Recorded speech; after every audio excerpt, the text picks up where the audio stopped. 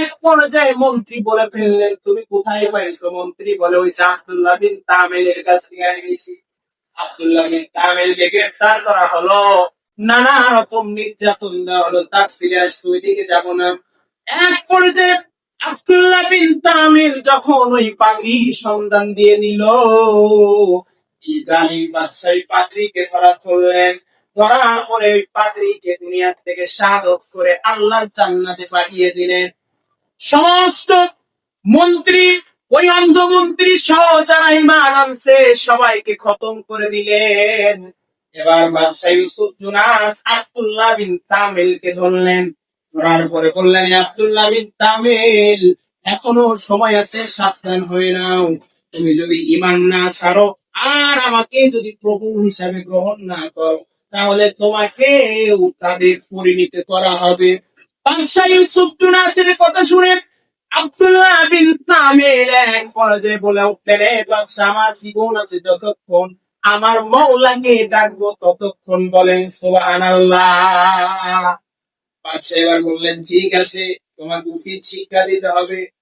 বাদশাহ আব্দুল্লাহ বিন তামিলকে হত্যা করার জন্য কয়েকজন সেনাবাহিনী পাঠিয়ে বললেন, যাও যাও, আব্দুল্লাহ বিন তামিলকে নিয়ে যায় হাতটা বাঁধবা, পাউটা বাঁধবা, তারপরে পাহাড়ের পদদেশে উঁচু থেকে আব্দুল্লাহ বিন তামিলকে ফেলে দিবা। আব্দুল্লাহ বিন তামিল পাহাড়ের উঁচু থেকে পড়তে পড়তে পাহাড়ের সঙ্গে পাথরের সঙ্গে সংঘর্ষ হয়ে টুকরা টুকরা হয়ে যাবে, আর আব্দুল্লাহ বিন তামিলের জীবনের এখানে সমাপ্তি ঘটবে। আমার মুসলমান বন্ধু, আব্দুল্লাহ বিন তামিলকে পাহাড়ের উপরে যাওয়া হলো। সঙ্গে সঙ্গে আব্দুল্লাহ বিন তামিল আল্লাহর কাছে দোয়া করে ডাকতে হলো, রব্বি কারীম, ঈমান এনেছি, জীবন তোমার রাস্তায় দিব, নিয়ত করেছি। সুবহানাল্লাহ বলে, ঈমান আনছি, জীবন দিব। শুধু একবার নয়, কয়েক হাজার বার যদি জীবন দাও, কয়েক হাজার বার তোমার রাস্তায় দিতে প্রস্তুত আছি। ও আল্লাহ, কিন্তু আমার সামনে অনেক কাজ আছে, আমার সামনে অনেক বিষয় আছে, অনেক কিছু আছে, সুতরাং তুমি আমাকে সাহায্য করো। আল্লাহ পাক রব্বুল আলামিন সঙ্গে সঙ্গে পাহাড়কে নির্দেশ দিলেন, পাহাড় তুমি কম্পন শুরু করো। তাফসীরের ভিতরে আসছে, পাহাড় যখন কম্পন শুরু করে দিল, রাজার সমস্ত সৈন্যরা পাহাড় থেকে পড়ে একেবারে মাটির সঙ্গে মিশে গেল। আব্দুল্লাহ বিন তামিল সশরীরে আবার রাজার দরবারে চলে আসলো। চিৎকার মেরে বলুন, আল্লাহু আকবার। রাজা চিন্তায় পড়ে গেল, কি করা যায়। এক পর্যায়ে আরো কিছু সৈন্য ঠিক করলো, এবার আব্দুল্লাহ বিন তামিলকে সমুদ্রের মধ্যে নিয়ে যাও, হাত বাঁধবা, পা বাঁধবা, চোখ বাঁধবা, আব্দুল্লাহ বিন তামিল যেন নড়াচড়া করতে না পারে। এরপরে সমুদ্রের পানির ভিতরে ছেড়ে দিবা, আব্দুল্লাহ বিন তামিল চিরদিনের জন্য বিদায় হয়ে চলে যাবে। আমার মুসলমান বন্ধুরা, অনেক লম্বা ঘটনা, সেই দিকে যাব না। আব্দুল্লাহ বিন তামিলকে নিয়ে যাওয়া হয় সমুদ্রের ভিতরে। আব্দুল্লাহ বিন তামিল আমার আল্লাহর কাছে ডাকতে বলে, রব্বি কারীম, তুমি যদি মারো, পৃথিবীর এমন কে আছে তাকে বাঁচাইতে পারবে? আর তুমি যদি কাউকে বাঁচাও, পৃথিবীর এমন কে আছে তাকে মারতে পারে? কথা কান ঠিক কিনা? এবার আব্দুল্লাহ বিন তামিল আল্লাহর কাছে দোয়া করলেন, আমার আল্লাহ আব্দুল্লাহ বিন তামিলের দোয়া কবুল করে নিলেন। প্রচন্ড ঝড় শুরু হয়ে গেল, সমুদ্রের ভিতরে জাহাজটা খন্ড বিখন্ড হয়ে গেল, আবার সমস্ত সৈন্যরা মারা গেল। আব্দুল্লাহ বিন তামিল অক্ষত অবস্থায় আমার রাজদরবারে চলে আসলো। বলেন আল্লাহু আকবার। রাজা এবার টেনশনে পড়ে গেল, কি করা যায়। আব্দুল্লাহ বিন তামিল তো যে যা শুরু করছে, একজনের পরে পারা যায় না, যদি আরো ঈমান আনে তাহলে তো খবর শেষ। এবার রাজা চিন্তা করলেন, রে আব্দুল্লাহ বিন তামিল, কি করা যায়, পরামর্শ দাও, তুমি পরামর্শ দাও। আব্দুল্লাহ বিন তামিল বললেন, রাজা শুনে, আমাকে এইভাবে দুনিয়া থেকে বিদায় করা যাবে না, আমি আপনাকে একটা সুন্দর সিস্টেম জারি করে দেই। আপনি যদি এই সিস্টেম অনুযায়ী আমাকে মারেন, তাহলে আমি দুনিয়া থেকে বিদায় হয়ে চলে যাব। বলে, কিভাবে? বলে আপনি একটা মঞ্চ করেন, একটা স্টেজ সাজান, সেখানে রাজ্যের সমস্ত মানুষকে দাওয়াত দেন, তারা যেন সবাই আপনার দাওয়াতে অংশগ্রহণ করে। তারপরে কি হবে? বলে স্টেজে আমাকে উঠাবে, হাতে একটা তীর নিবে, আর আমি আপনার কানে কানে এমন একটা কথা বলে দিব, সেই কথা বলে আপনি আমার দেহের দিকে তীর নিক্ষেপ করবে। ওই তীর আমার দেহে যে জায়গায় লাগে, সঙ্গে সঙ্গে আমি দুনিয়া থেকে বিদায় হয়ে যাব। চিৎকার মেরে বলুন আল্লাহু আকবার। তাই করা হলো। রাজ দরবার থেকে ঘোষণা হলো, খোলা একটা ময়দানে বিশাল উঁচু একটা স্টেজ করা হলো। আব্দুল্লাহ বিন তামিলকে স্টেজের উপরে ওঠানো হলো। এবার আব্দুল্লাহ বিন তামিল বাদশাহ খালি খালি ডাকতে হলো, বাদশাহ হাতে একটা তীর নিবেন, ওই তীরটা যখন আমার দিকে লক্ষ্য করে শুনবে, তখন শুধু বলবেন বিসমিল্লাহি রাব্বিল গুলাম। এই কথাটা বলে তীর ছুড়বেন। তাফসীর কারকরা রাখেন বানায়া কোনো কথা বলতেছি না, তাফসীরের জালালাইন খুলে দেখবেন, তাফসীরে মারিকুল কোরআন খুলে দেখবেন, সূরা বুরুজের কাহিনী, সূরা বুরুজের ঘটনা খুলে দেখবেন, শানে নজুল করে দেখবেন। তাফসীর কারকরা লেখেন, বাদশা যখন হাতে একটা তীর নিয়া বিসমিল্লাহি রাব্বিল গুলাম নাম নিয়ে যখন ছাড়ছে, ওই তীরটা আব্দুল্লাহ বিন তামিলের কানে বিঁধছে। বলেন তো, কানে বিঁধলে কি সাধারণ মানুষ মারা যায়? জোরে বলেন, মারা যাবে?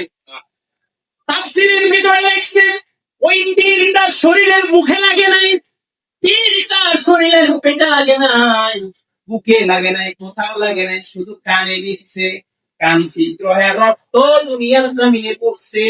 সঙ্গে সঙ্গে আব্দুল্লাহ বিন তামিল শাহাদাতের পিয়ালা পান করে আল্লাহর জান্নাতের মেহমান হয়েছে। যখন আব্দুল্লাহ বিন তামিল দুনিয়া থেকে বিদায় হয়ে চলে গেছে, হাজার হাজার মানুষ যখন দেখছে, আইরে কি কথা, সামান্য একটা যুবক ছেলে যে ঈমান আনার জন্য নিজের জীবন বিসর্জন দিল, আসলে তার মধ্যে আছে কি? এটাই তো সত্য ধর্ম। এক পর্যায়ে বাদশাহ খেয়াল করে দেখে, লক্ষ লক্ষ জনতা এক বাক্যে উচ্চ স্বরে বলে লা ইলাহা ইল্লাল্লাহ, চিৎকার মেরে বলল সুবহানাল্লাহ। বাদশাহ চিন্তা করলো যে এক আব্দুল্লাহ বিন তামিলকে মারতে আমার কর্ম শেষ, এখন তো হাজার হাজার আব্দুল্লাহ বিন তামিল জন্ম হয়ে গেল, তাহলে এখন কি করা যায়? বাদশাহ নির্দেশ দিলেন, রাস্তার পাশ দিয়ে আগুনের কুণ্ড জ্বালাও। যে কথাটা আল্লাহ তাআলা বলছেন এই সূরা হুদের ভিতর, যে আল্লাহ তাআলা বলছেন কুতিলা আসহাবুল উখদুদ আন-নারি যাতিল ওয়াকুদ। বাদশা বললেন, তোমরা রাস্তা ধার দিয়ে এইরকম ভাবে আগুনের কুণ্ড জ্বালাও, আর যারা ঈমান আনছে তাদেরকে ধরে ধরে আগুনের মধ্যে নিক্ষেপ করে দাও। আর বাদশা উঁচু একটা মঞ্চ করলেন, সেই মঞ্চের উপরে বাদশা বসে বসে এই কাণ্ডগুলো দেখতেছিল আর হাসতেছিল। তাফসীরে আসছে একদিনে প্রায় 20 অথবা কেউ বলছে 20 লক্ষ, যাই হোক 20,000 মানুষকে এইভাবে হত্যা করা হলো। আল্লাহ তাআলা এই পর্যায়ে আগুনকে নির্দেশ দিলেন, হে আগুন, আর সহ্য করা যায়, একটা কথা মনে রাখবেন, আল্লাহ কাউকে ধরে না, ধরলে আর, জোরে বলেন, ধরলে আর ছাড়ে না। আল্লাহ মানুষকে সুযোগ দিচ্ছে, ভালো হও, অবকাশ দিচ্ছে, কিন্তু মনে রাখবেন আল্লাহ ছাড় দিবে কিন্তু ছেড়ে দিবে না। চরম সীমালঙ্ঘনে যখন আমি আর আপনি পৌঁছে যাব, আল্লাহ তাআলা নিমিষের মধ্যে আমাকে আর আপনাকে দুনিয়ার জমিন থেকে বিদায় করে দিবে। কথা বলেন ঠিক কিনা? বিদায় তো সবারই হতে হবে। যদি আপনার ঈমান ভালো হয়, আমল সালিহা ভালো হয়, সেই বিদায়টি হবে জান্নাতি মানুষের বিদায়। সুবহানাল্লাহ। এজন্য কবি বলেছে, এমনই জীবন করো হে মন গঠন, মরণে হাসিবে তুমি, কাঁদিবে ভুবন। সুবহানাল্লাহ। আপনি মারা গেলে আপনার বিরহ বেদনায় যদি এলাকার মানুষ জনগণ কাঁদতে পারে, বুঝতে হবে আপনার জীবন ছিল সার্থক। সুবহানাল্লাহ। আপনি মারা গেলে যদি এলাকার মানুষ বলে, আরে আজকের থেকে এই ব্যক্তির অভিশাপ থেকে বেঁচে গেলাম, বুঝতে হবে আপনার মরণ আমার মরণটা জাহান্নামী মরণ। বলেন নাউজুবিল্লাহ। এই জন্য আব্দুল্লাহ বিন তামিলের এই ঘটনার পর হাজার হাজার মানুষ মুসলমান হলো। তাফসীরের ভিতরে আছে, সর্বশেষ একটা মহিলাকে ধরা হোক, একটা মহিলা মহিলার কয়েকটা বাচ্চা একে একে গরম তেলের মধ্যে ছাড়া হচ্ছে। তেলটা এত উত্তপ্ত, তেলটা এত উত্তপ্ত, ছাড়া মাত্রই মাংস হার আলাদা হয়ে যাচ্ছে। এই মহিলাকে যখন ধরলো, তার কোলে একটা ছোট্ট শিশু, শিশু সহ মহিলাকে, মা তার সন্তানকে কি ভালোবাসে এটা বুঝতে হলে আমাদের শৈশব জীবনের দিকে তাকাই হবে। কথা বলে ঠিক কিনা? মা চিন্তা করতেছে ইমান ছাড়বো না সন্তানকে বাঁচাবো, ইমান ছাড়বো না সন্তানকে বাঁচাবো। এক পর্যায়ে মেয়েটার ভিতরে এইরকম হলো যে আগে জীবনটা বাঁচায় তারপরে আবার ইমান বাঁচায়। আমাদের সমাজে কিন্তু এই ধরনের একটা কুসংস্কার আছে যে আগে জীবন বাঁচা তারপরে ইমান। আরে ভাই, আপনার ইমান যদি না থাকে সেই জীবন দিলাম। এই বাদশা ইউসুফ জুনাস তিনি দেখতেছেন মা আর সন্তানে কি পরিণীতি হাসতেছে, মুস্কি মুস্কি হাসতেছে। এক পর্যায়ে আল্লাহ তাআলা ওই অবধ শিশু, ছোট্ট শিশুর জবান খুলে দিলেন। ডাকতে বলে, মা খবরদার ইমান বিক্রি করো না। তুমি দেখতেছো এটা তেল, কিন্তু তেল নয়। দুনিয়ার যা কাফের মুশরিক তাদের চোখে উত্তপ্ত তেল, কিন্তু এর ভিতরে আল্লাহ জান্নাত আছে। সুবহানাল্লাহ। বলে, মা তুমি আর দেরি করো না, তোমার জন্য আল্লাহ জান্নাত অপেক্ষা করতেছে। তুমি তেলের ভিতরে ঝাঁপিয়ে পড়ো, দেখবা এটা গরম তেল নয়, এটা হলো জান্নাতের একটা অংশ। বলেন সুবহানাল্লাহ। সঙ্গে সঙ্গে মহিলাকে শেষ করে দেওয়া হলো, এই শিশুকে শেষ করে দেওয়া হলো। আল্লাহ তাআলা আগুনকে বললেন, আগুন আর বসে থাকিস না, যারা বসে বসে তামাশা দেখতেছে এদেরকে ধর। আগুন এমন ধরাই ধরছে, ওদের 14 গোষ্ঠীকে দুনিয়া থেকে বিদায় করে জাহান্নামে পৌঁছায় গিয়েছে। চিৎকার মেরে বলুন নাউজুবিল্লাহ।